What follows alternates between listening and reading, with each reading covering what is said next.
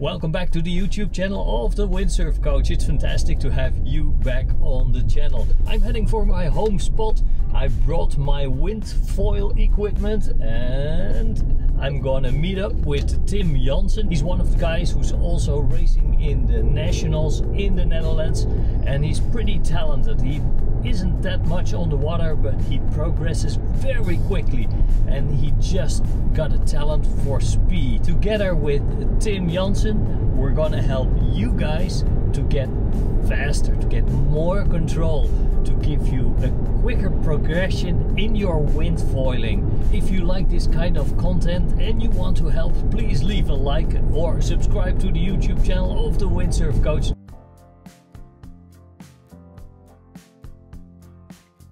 In this first edition, Be a Better Foiler, that I'm gonna do with Tim Janssen, I had quite an interesting chat with Tim. We sat down and talked about all the things that he did and picked up from the internet that helped him progress this quickly. For today, we're gonna stick with only 2 tips. I was hoping Tim could tell you himself, as of course we were shooting and the camera was rolling. Was it? Yeah, the camera was rolling, but unfortunately it was at time-lapse. That means it was at 5 times the normal speed and the audio was not being recorded.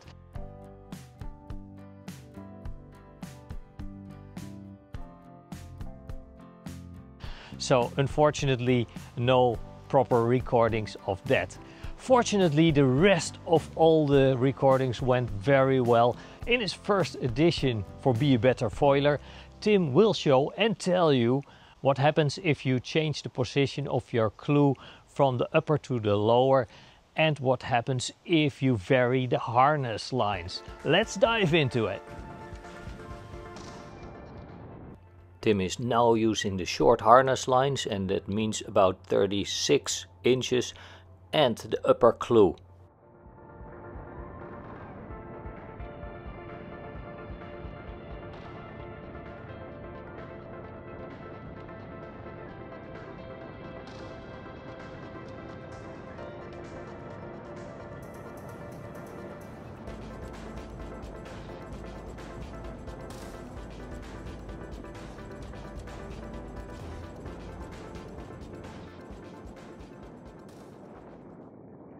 So right now I have a top speed of 45 kilometers an hour. It was really scary because my harness line are really short. I'm gonna move the clew to the lower position, try to get a bit more release in the sail, see if I can go faster. But I don't know, it's really scary with these short lines. So.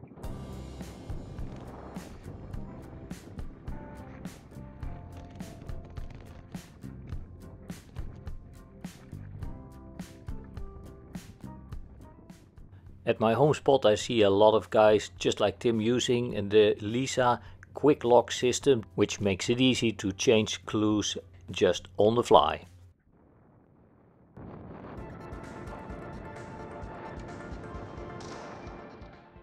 On this second run, Tim is still using the 36-inch harness lines changed to the lower clew, and what the effect of the lower clew is also depends on the sail maker and how much release your sail has.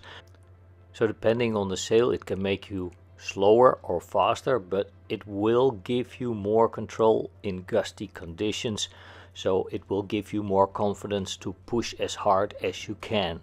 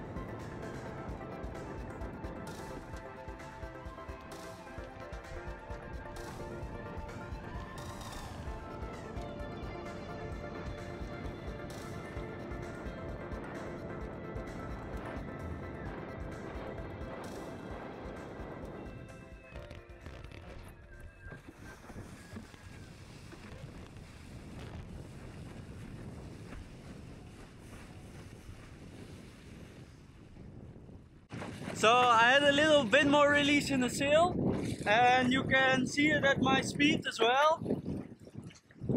Let me check. Yeah, I went 48, so it's a bit faster. The wind picked up a little bit as well, so we need to take that into consideration. But now I'm gonna extend the harness lines, and I'm gonna see if we can go above the 50.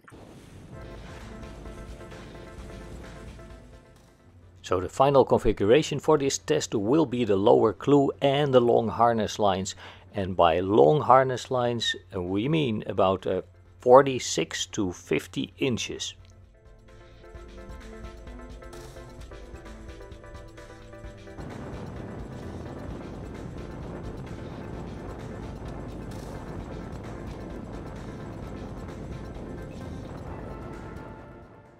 By increasing your harness length, you will get your rig as upright as possible.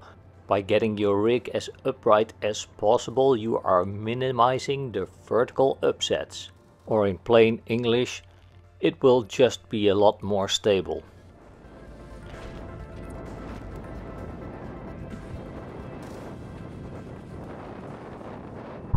So Tim, that's it for today. I think the wind has died upon us completely right now, but how was the session? The session was nice. I was using a 6.3 racing blade of lock because my foil sail is in a repair, but we still wanted to make a video, so I used that, and you see if you use the tips you get faster. So I extended the harness lines on the 6.3 and I went 53 kilometers an hour, so quite a lot faster, and I could go downwind with the short harness lines. I was too scared, so extend those harness lines. And by the way, I didn't get further than 50.8, so this guy is fast. Alright, thank you very much for watching. Don't forget to like and subscribe. Also, don't forget to follow Tim Jansen on Insta, of course. And I will see you next time, or I will see you on the water.